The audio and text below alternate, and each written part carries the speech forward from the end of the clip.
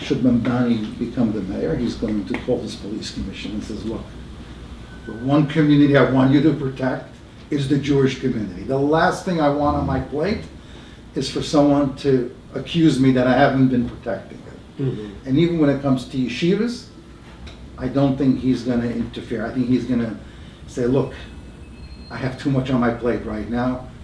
I'll work very collegially with the yeshiva community, and they'll be surprised. Hello and welcome to the Moster Show. My name is Naftuli Moster and I'm the host of this podcast. I hope you enjoyed the first episode already. If not, please go ahead and find it on YouTube or Spotify or Apple. I know right now we're still having an issue where some of the results come up as Monster instead of Moster, but hopefully as we grow this show through your interactions and follows and subscriptions, the Moster Show will come up prominently on the search results. In the meantime, please subscribe to our YouTube channel, Spotify and Apple, and follow us on Facebook, Instagram, and TikTok. My guest today is renowned advocate and lobbyist Ezra Friedlander. He obviously has done a lot of work for the Haredi community, but his lobbying services go well beyond that as well. The main topic for today is the upcoming New York City mayoral elections. A few things I want to add before we begin. First, I hope to do a few episodes on this topic in the lead up to the election, because this is an issue of great importance to the Jewish community and especially the Orthodox community, which is a little bit more conservative leaning. Second, things change very quickly. We're recording this on Friday afternoon, September 19th, and we don't know if it'll publish before Rosh Hashanah or after. There are rumors that the incumbent mayor, Eric Adams, might drop out any day or any minute, in which case some of the discussions we're going to have are going to be moot by the time it airs. Nonetheless, we will be discussing how the community feels towards Mamdani and others who are still in the race. So keep listening, and I hope it'll be an informed discussion. This episode is sponsored by Elite Advisors. Developers, warehouse operators, landlords, nursing home owners. Have you ever felt like you're hitting a wall with City Hall? The permits, the inspections, the endless regulations. Sometimes it feels like the system is built to slow you down. And while you wait, the clock is ticking. Every day of delays costs you money, causes stress, and puts the entire project at risk. That's why it's so important to have a team that not only knows the rules, but knows how to get things done in New Jersey. A team that's been in the trenches, dealt with these municipalities, and understands the system from the inside out. That's where Elite Advisors comes in. With over 16 years of hands-on experience as developers and more than 1,000 apartment permits secured, Elite Advisors has done it all. Certificate of occupancy, zoning permits, navigating government regulations, even property management and maintenance. When you work with Elite Advisors, you're not just hiring a consultant, you're bringing on a partner who knows the people, the process, and the pressure points. In New Jersey real estate, that kind of experience is priceless. Call them at 551-251-1300 or email them at eliteadvisorsnj@gmail.com. If you would like to be a sponsor of an episode or advertise your business, please email The Moster Show at info@themostershow.com. Thank you for joining us, Ezra, and for inviting us into your home. Welcome. So let's begin with who you are and your place in the community. So tell us a little bit about yourself. I was born here in Borough Park. My my father was actually born in Budapest, but he came to Borough Park as a kid, as a 6-month-old child. So my family has been here in this community for close to 80 years now. Mm-hmm. My grandfather was the previous Sskan. He established one of the first Hasidic shuls here in the community. This is my home. Literally, figuratively, this is where we're raising our children. What about yourself, as your role in the community, as an advocate? And so I don't have an official role. Many assign me the title of Sskan, which I don't deserve, because I am a hired professional. Mm-hmm. I'm a consultant, lobbyist. So I do advocate professionally, and sometimes people don't understand the distinction between a professional lobbyist and an advocate, a volunteer advocate, or a Sskan.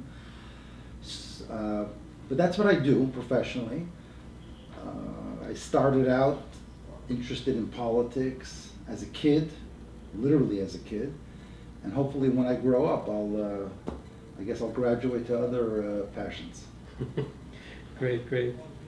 So, as part of your previous work, you've had a close relationship with Brad Lander, who was Correct. a councilman at the time, I believe, representing this neighborhood, This district. parts of this neighborhood. Actually, this block wasn't his district where I live right now.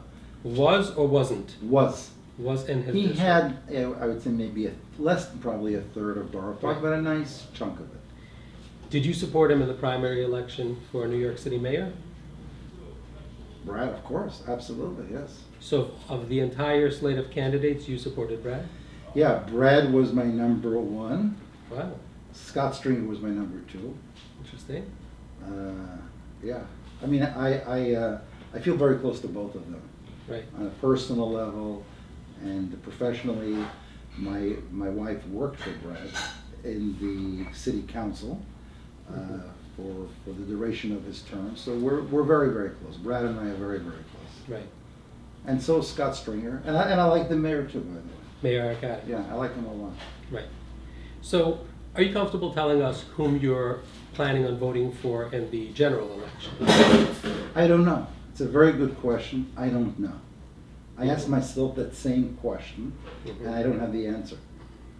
Got it. We're in a very difficult moment right now, Right. because there's no defined person who the community is uniting behind. So it's a very interesting scenario where we're in right now. I was going to ask you, my next question was going to be that in your view, obviously no one knows exactly where the entire community stands, but I was going to ask you, in your view, where does the Haredi Jewish community stand on the mayoral race? Look, in personality-wise, the community likes Eric Adams the most. The people feel that what the polls reflect, as of today, Friday, September 19th. September the 19th, that Eric Adams cannot win. He may not even be in the race when this broadcast airs. We don't know. Right. So people look towards Cuomo as a possibility, but people don't like Andrew Cuomo. In fact, they dislike Andrew Cuomo. And obviously you have Mamdani, who obviously the community doesn't support. And I'm a contrarian on that, which we can get into soon. I see. Yeah, so the community isn't, the good, if you look at the silver lining, what the community is doing, what they should have done 10, 20, 30, 40, 50 years ago, starting probably 50 years ago we were good, is register and vote. And we haven't done it. No? No, absolutely not. The Orthodox Jewish community has the capacity to decide, who the next mayor should be.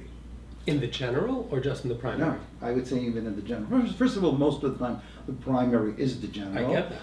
But yes, we have enough votes. And if we vote, everyone uses the four-letter word, the block vote. But if we truly have the block vote, Right. we could decide who the next mayor should be. Right. So you touched upon this already, and we're going to talk later about Cuomo and such. But do you think that the community feels like they were just given a bunch of bad choices, or maybe the community made a bad sort of bet on Eric Adams sort of surviving this, riding this out, and maybe they should have coalesced, let's say, around Scott Stringer or around even someone like Zelna Myrie? Do you think that's something that goes through people's minds? Look, in this race, we simply did not come out and vote. Yeah, I like Senator Myrie. He's a good guy. I actually ranked him as well. He's a very smart guy. He's a good guy. But look, we just didn't vote in the numbers Really? that we should have. It's very simple. I have a very simple retort. People always criticize. I say, did you vote? Oh, no, you're a Democrat. I don't want to vote for you. And I said, you know what? Let me put it to you this way. You daven in a shul? Yes. Let's assume you have a complaint against the shul. And the shul tells you, you want to have a voice? Give me $1 and you have a membership, and then you can voice your complaint. You would say, for $1, of course. Here you don't even have to pay $1. You have the right to vote. If you don't vote, right, you're out of the equation. Right. I hear. Very good. So I know that some in the community were angry at Governor Cuomo, former Governor Cuomo, about his actions during COVID, when he was specifically targeting this community. He was designating certain, I think he called them red zones. Do you feel like that was real anger, or do most people know that that was the exception to an otherwise very strong and warm relationship, and perhaps COVID, nobody knew what was going on, and people, were acting, they had to act quickly and drastically. In other words, I'm trying to figure out if the majority of the community, when they say, oh, he did this during COVID, do they mean it, or is this just their way of saying, look, I prefer the Republican, whoever that is? No, I think it was justifiable anger. Really? Yes, I remember those days. I wasn't involved because I'm not a community leader. Right. I don't represent the community in official capacity or even in an unofficial capacity. Right. I do interact with government professionally. Right. Well, no, but there was real anger, and a justifiable anger. It wasn't just, I want to support the Republican. I see. And it's funny because Andrew Cuomo, as governor, advocated for the community. He was Right. He was someone that the community worked with. He could legitimately come to the community and say, I'm a friend. But there's something about his personality that says something about the person. And simply put, just not a nice person. And in politics, that sometimes catches up with you. Do you think he's too full of himself, he's too arrogant? In fact, someone once told me that during the primaries, he told community leaders, you better support me or else. I believe that to be true. I believe that to be true. That's his personality, right? Yeah, he's just, he's just a bully. Right. And I meet hundreds, maybe even thousands of elected officials. And sometimes you meet a person that's just a nice person. Take Hakeem Jeffries. Mm-hmm. He's now the Democratic leader of the House of Representatives. In all likelihood, he'll probably be a speaker one day. He sees me on the Amtrak when he first got elected to Congress. I met him once as an assembly person, but we just had a low goodbye. He saw me 3 compartments ahead of him, walked over to me, and said, hey, I'm going to the Capitol. If you're in a rush, if you need a ride, come with me. Amazing. Never donated $1 to his campaign, never Wow. asked me. Wow. I mean, he knows I'm not in his district. He's just really a nice guy. He knew where you were heading. He's going there as Yeah, well. He assumed I'm going to the Congress. Yeah. And I said, I'm not. And I said, let me walk over. And then I realized I had a meeting, and I went back. I said, yeah, I could take a ride. He said, sure, come with me. And he got into an aide. He didn't have a motorcade. Just simply a nice guy. And other people tell me the same thing. Wow. So my point is that if you're nice to someone, you're nice to everyone. Mm-hmm. Right. Well, we could talk about that versus, you have to balance it against competence. But And Andrew Cuomo was a competent guy. Right. I like what he did with the. So if you were to think, if your only determination or decision making was about who's the most competent candidate in the race, who would you go for? In the general. In the general. Probably would be Andrew Cuomo. Yeah, Right. without thinking too deep, Right. it would probably be Andrew Cuomo. But politics is a people business. Right. They want to touch you, they want to feel you, they want to connect with you. Yeah. Yeah, Andrew Cuomo, I like what he did with Moynihan, with the infrastructure, with the airports. Right. I like this. Maybe you need something that's a tough, Right. son of a gun to get things going. But it's a balance. It's so true. Do you think that a lot of people in the community plan to vote for Curtis Silwa, knowing that he has 0 chance of getting elected? There's a good chance they might do that. Yeah. Meaning- look, everything is up in the air right now, but there's a good chance that he might actually, that he can pick up a lot of support as of now. Again, Right. we don't know what tomorrow would bring. Yes. And even though Curtis Lewa has a very checkered history, I mean, I think he's generally a good guy, but he said some unacceptable things. Right. I mean, and I believe in forgiving people. Right. I really, really do. But he went a little bit too deep and a little bit too far. Yeah. And didn't like He it. leaned into his talk show host kind of mentality or personality. I get that. I noticed that the ads around the race, have basically come to a halt. Until a few weeks ago, I mean, even after the primary, there were still some ads I saw, like from a PAC supporting Eric Adams, attacking Governor Cuomo, and it talked about how his vote or his signing of the bail reform bill basically resulted in unsafe streets. But I saw it basically all came to a halt. It's sort of like, what does this mean? It's almost like the community, I'm talking about like newspapers in the community, Mishpacha, Flatbush Jewish Journal. Does it mean that the community has already made a decision? Or does it mean that they're still deciding, they can't decide, and for now it's sort of like hands off? Or perhaps they've come to some sort of realization that, Zohar Mamdani is going to become mayor, and we might as well sort of lay the groundwork for that and figure out ways to make that work. No, I don't think it's that. I know which ad you're referring to. I saw it as well.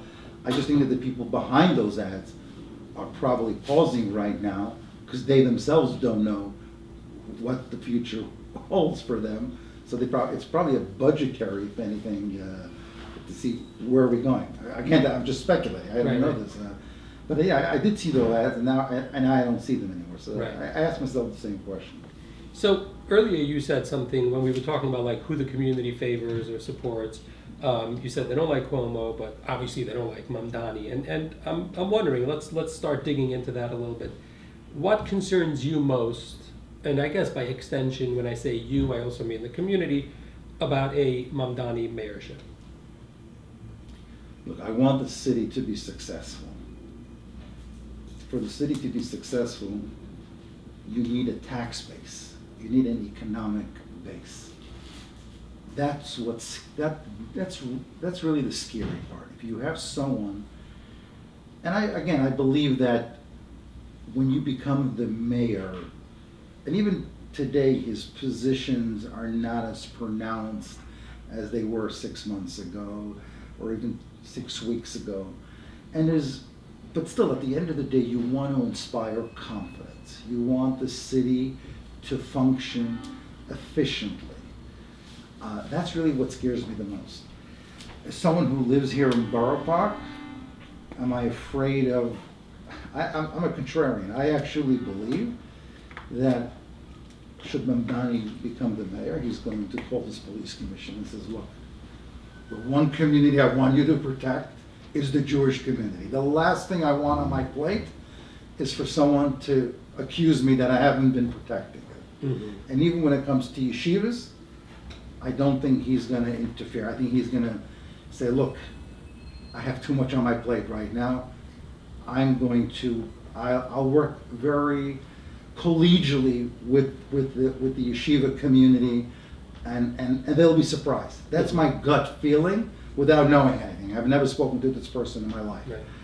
So I think they'll be surprised because I'm a contrarian. That's how I think it always is. Right. If there would be a frum mayor, he would say, I can't do anything for you because I'm frum and you're frum. I've met those people before. Yeah. The people with the yarmulkes, sometimes they're very afraid to give you a warm shalom aleichem because we're in a place where there are no frum people, so we can't hang out together. They're afraid of being accused of showing favoritism to their own kind. Yeah. So it's a known thing, right? It's been said about presidents and mayors that sometimes the non-Jewish one is better, more supportive, more better for the community. I totally get that. And I was going to get to some of these things. I've written up some questions here. But so let me try to go through some of them. So do you think Mamdani is inexperienced and potentially incompetent? He's 33 years old, right? I don't think he's ever held a real job, let alone one overseeing a big operation.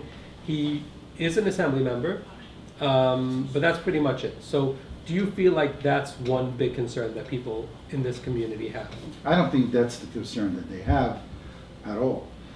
Why I think not? because the fact that look, Barack Obama was a senator for less than 2 years and he became the president of the United States. So I don't think people are saying, well, he needs to have a PhD in economics and he needs to run the largest real estate development firm, and then he needs to be on Wall Street for 5 years so he understands how the bond market works. I don't think that's what Interesting. people are not looking at Mamdani and judging him on that. They are afraid. They understand that he comes from a different place than the community does. You just asked on incompetence. Look, I think that government is inherently incompetent. Incompetent. I mean, that's, I always like to joke, I'm a lobbyist. If government functioned the way they should, I would be out of business. So sometimes, it's true, sometimes I'm very frustrated and I literally knock my head against the wall. And then someone on my staff would remind me, This pays your bills. yeah, it really does, and it's frustrating. Right. People don't understand how government works. Right. And the fact that he's not from, we can get to that later. And also, I guess, there's been some talk that Brad Lander, again, your friend, and I guess once client, is angling to He be... wasn't really a client, no. Oh, okay. I mean, I may have placed a few ads for him here and there, but he was never a client. Okay. As far as I can. So there's talk that he was angling to become the first deputy mayor. So, first of all, would you support that? If Mamdani asked me if Brad Lander should be first deputy mayor, I would say absolutely. Right. Brad is a very, very talented, bright, and I think a very good manager.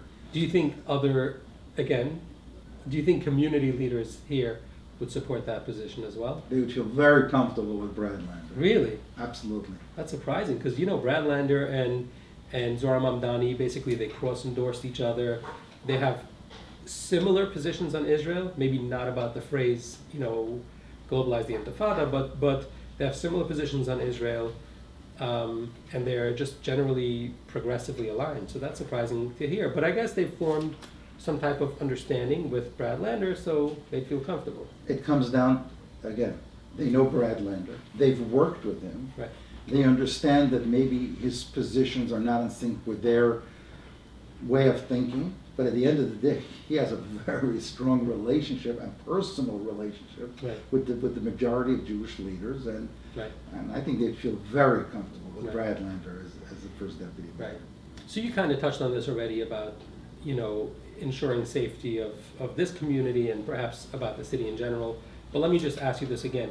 Do you think Mamdani's views on policing might make this community less safe in any way?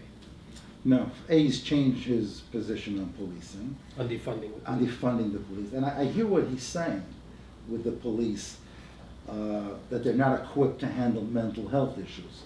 I don't know if you remember Gideon Bush.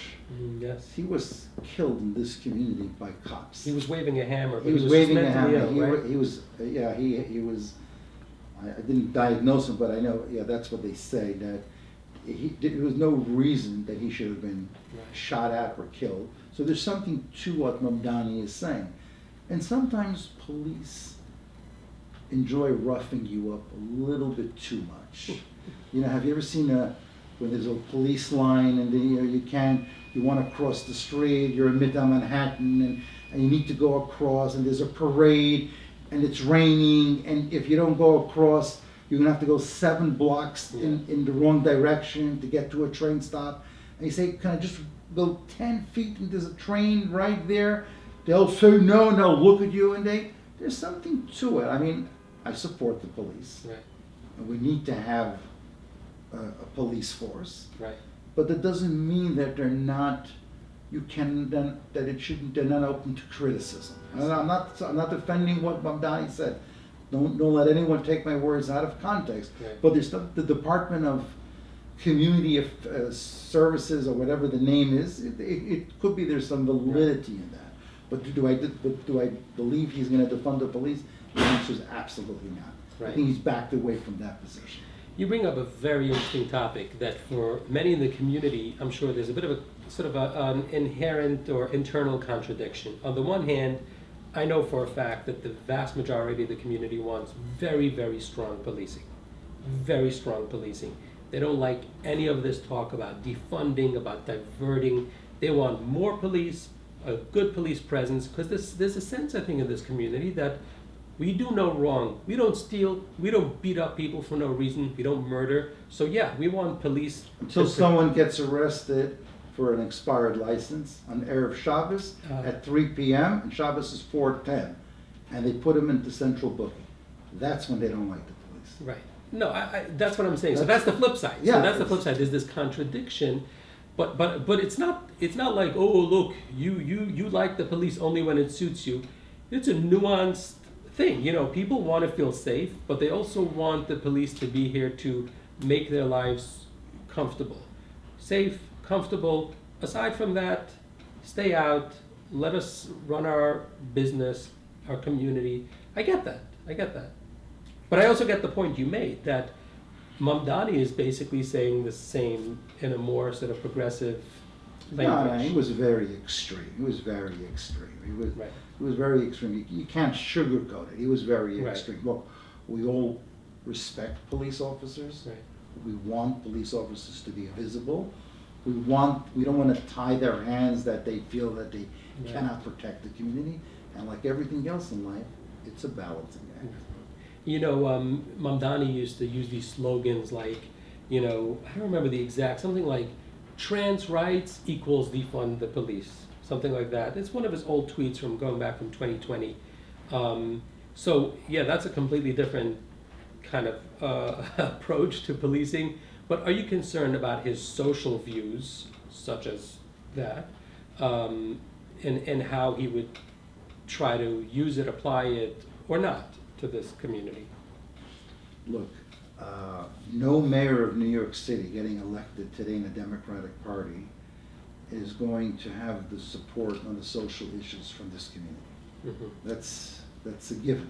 Right. Whether it's Mamdani or Brad Lander or even Eric Adams, that's not. The question is, can we live our lives Right. without government interference? Right. That's the gist of it. And I think this community, more than any other issue, wants to be able to raise their families without Right. government telling them, you're not doing things correct. Mhm. That's what it boils down to. Right. I don't think anyone in this community wants to tell somebody else. Right. The only reason why there's friction is when we feel that it's starting to affect our ability to do what we want to do as parents, as educators. Right. I'm going to get to that question about education in a minute, but first I wanted to ask you one last one before we get to that. Do you think his negative views towards Israel and the people he then will uplift in his administration and just in general by giving them a sort of a podium, do you think that could in some ways hurt or bother the community? Look, of course it bothers the community. There's no question that it bothers the community. The question is, if he becomes mayor, how will that affect his relationship with the community? I think that's really what you want to get at. He's not going to change his views, and the community won't change their views. Mm-hmm. So the question is, can there be a meeting of the minds where we agree to disagree? Right. And he doesn't, look, he's a very smart guy. Right. He's very, very talented. Right. He's super talented. He's up there with Obama, with a Clinton.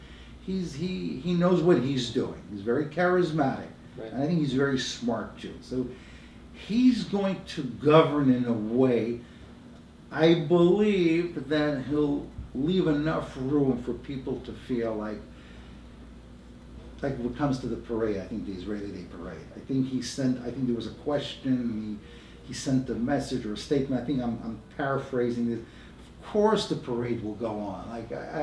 He'll probably not, I don't think he'll participate, which is very shocking, you know? Right. Could you imagine the Right. mayor of New York Not City showing up at the parade? I mean, it's just, so, but it's going to be very interesting dynamic. Right. It's Yeah. Okay.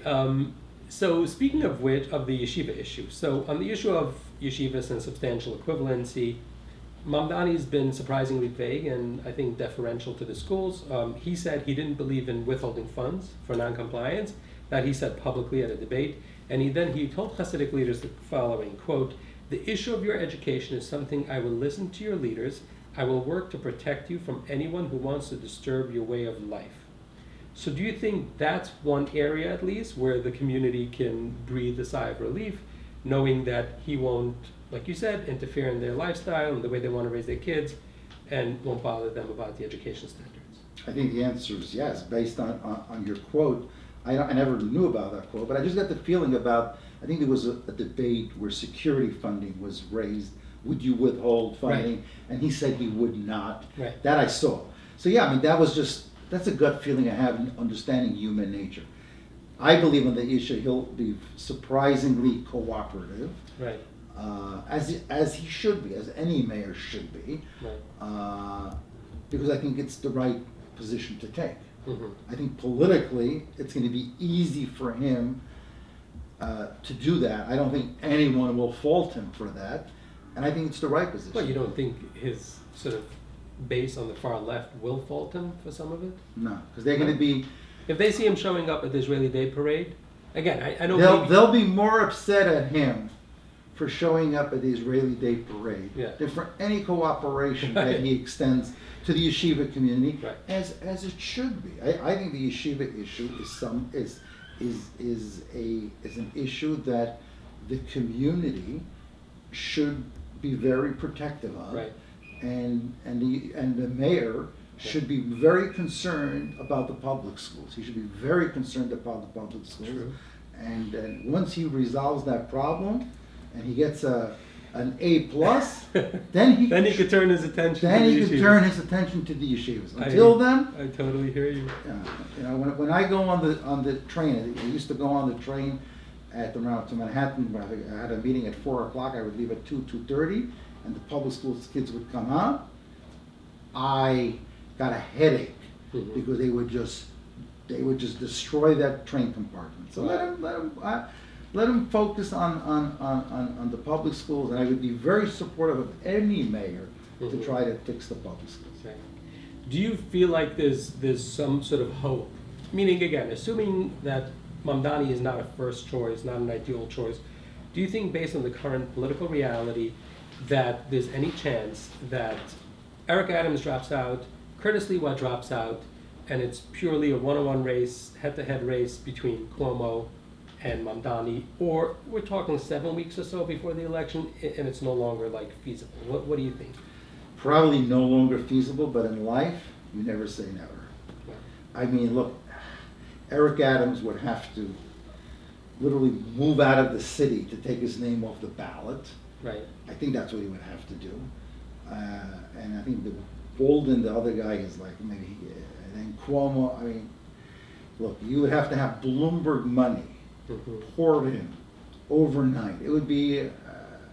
Well, Bloomberg money already came in during the primaries. Yeah, but $8 no. million. Yeah, but the way Bloomberg spent it for his own election, like someone would have to spend 5 people would have to put up 200 million. But I don't think it's up to money anymore. I think we'll probably be beyond that already. Okay, I see. So in general, you're saying you're not super concerned about a Mamdani mayorship.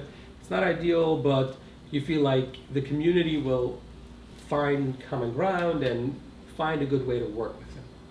Look, the expectations are so low for the community.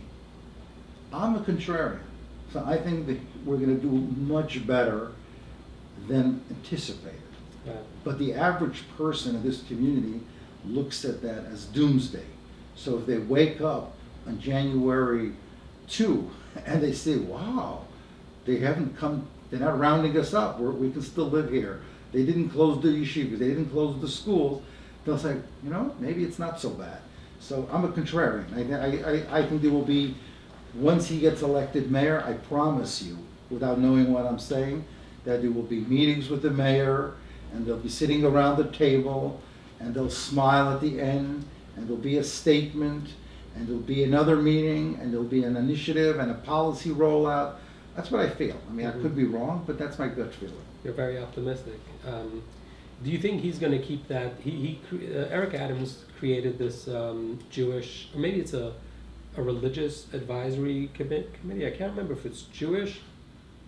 Sorry. I think it's a Jewish advisory council. I think, yeah, like a Jewish advisory council. Do you think Mamdani would keep it up? Absolutely. Yeah. He definitely would. Mm-hmm. No question that he would. You know, the sense I'm getting from you is very much like I'm hearing from Bill de Blasio on television, basically saying, yeah, I know how he campaigned, but I know him, he's going to be pragmatic.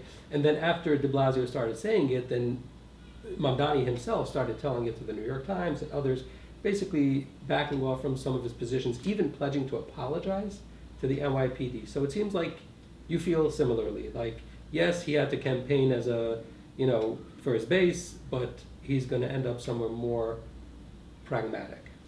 Look, people need to take a step back. Do you know what it means for a guy like Mamdani to become the mayor of New York City? Do you know that he wasn't a citizen until 2018? If I'm correct, he was elected to the assembly. What, 2 years ago, 3 years ago, 2 terms, 3 terms, not even. Not 3, maybe 2. Maybe 2 terms. He didn't think he would be even a minor footnote in this race. Wow. Had he known that, he probably would have had different positions, and he never would have gotten elected. Mm-hmm. He got elected precisely because he was who he was. He energized people who never voted. He brought them out. It was a perfect storm for him. The others, Eric Adams had his problems. Andrew had his problems. Scott had his problems. Right. Brad. So, it was, I mean, as a frum person, I believe everything. There's a higher power. There's a God. There's Hashem, and I'm not going to get into that because there's no point. But it wasn't as if he was elected to the assembly, then he became a borough president, and then he was a comptroller. The normal trajectory. It's supernatural. So it's. So you're saying a guy like him is going to be pragmatic. He's going to be. He has to be. Look, he has no choice. He has to be. He's not a mayor. Has very limited power. It's a strong office to hold. It's a bully pulpit, and you have to be a very good administrator. Right. But you cannot. You need the government. You need state government. What did they say? The city is a creature of the state. Mm-hmm. So there's a lot of give and take. He cannot. Basically, you're saying there are a lot of checks and balances. Correct. He's not going to be able to just run roughshod over, the community and such. That is correct. Interesting. All right, let's turn to a different topic. You've worked with Congressman Jerry Nadler as well, right? Correct. I was on the political side, not on the government side. I represented him as a client, yes. Right. So I'm sure you saw he recently announced that he is going to retire from Congress after this term. So what do you make of that? Look, there's a career is a career. I didn't expect it. Huh? I actually saw him we bumped into each other on the Amtrak. Yeah. And he looked like he was ready. Looked vigorous, huh? I mean, yeah, he looked better a few months ago than he did maybe even a year or 2 ago. I see. So I was surprised, but I guess he had his own calculations. Maybe once he announced it, he felt Actually, I didn't see him before the announcement. Okay. After the announcement, I saw him before. I see. I was surprised, yeah. What do you make of his recent endorsement of Zohar Mamdani? His endorsement came before most sort of mainstream Democrats came out to endorse him. In fact, I don't even think Hakeem Jeffries already endorsed him. Governor Hochul only endorsed Mamdani this week. The chair of the Democratic Party of New York still refuses to endorse Mamdani and says he's just not going to endorse him. That's Jay Jacobs. So what do you make of Jerry Nadler coming out and endorsing him relatively early? I don't know what to say. It was his decision. He didn't consult with me before or after. I don't know. I mean, it was surprising, but I guess he had his own reasons why. Got it. So I know this might be a bit of a sore topic, but you defended Congressman Nadler's decision to vote in favor of President Obama's Iran deal. I think you got a lot of flack for it at the time in this community.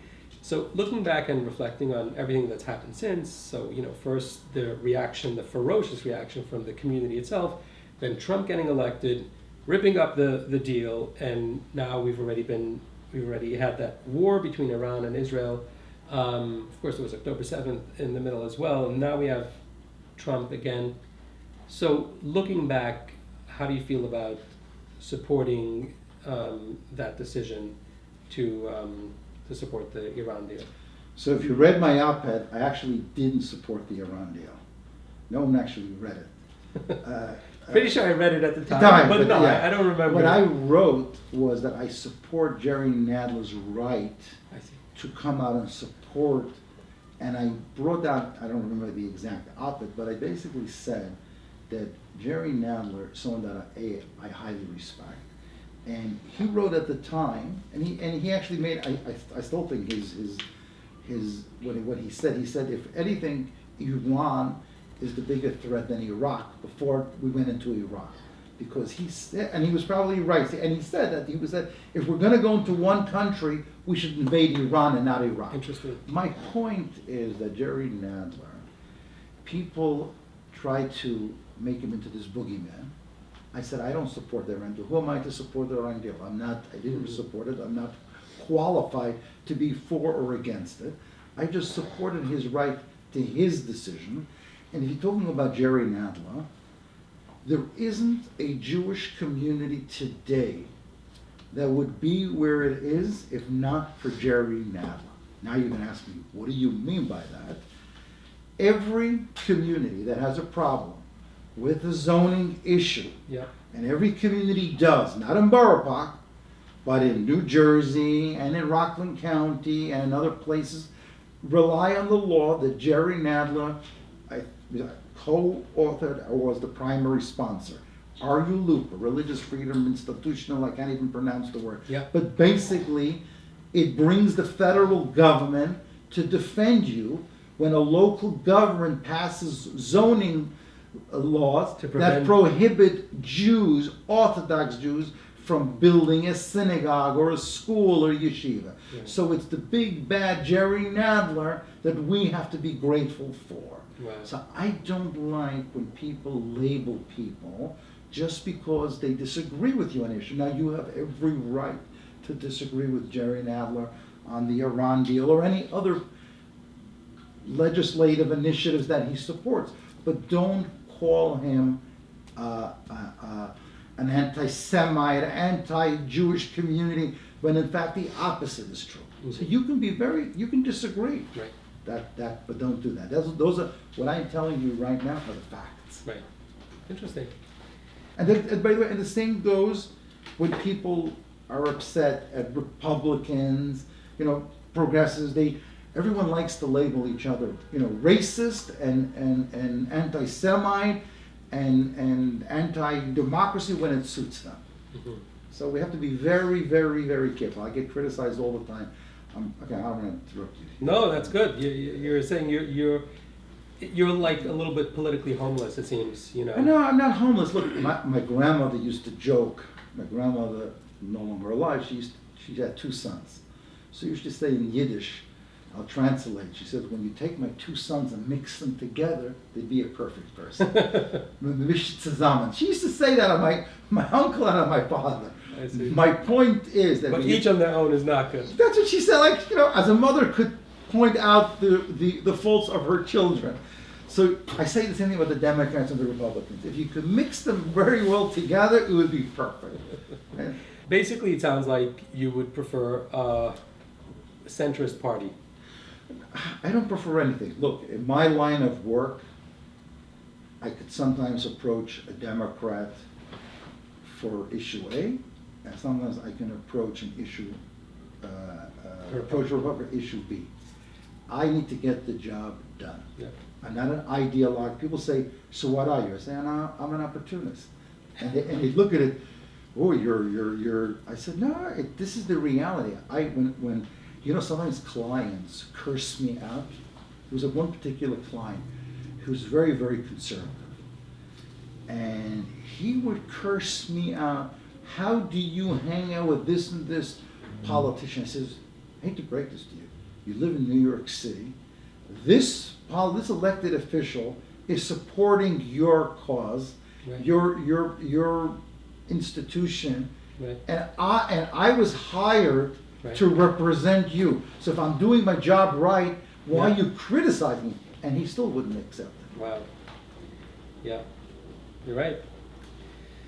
All right, so Ezra, where could people find you if they would like to engage you or retain you for your services? They can call me on my telephone. They call me on my cell, in fact. I give out my cell number, 347-228-0989, or you can email me, Ezra, E-Z-R-A, at the Friedlander Group, TheFriedlanderGroup.com. Very good. Thank you so much, Ezra, for joining us My for pleasure. this very informative interview. Thank you all for tuning in. Please remember to subscribe, like, comment, and share. That is the only way we can get this show off the ground and turn it into a very successful source of information about all matters related to the Jewish community. To contact us for advertising or other comments, please email info@themostershow.com. As I mentioned before, we're also going to assemble a panel to serve on our segment called the Anti-Semitism Court.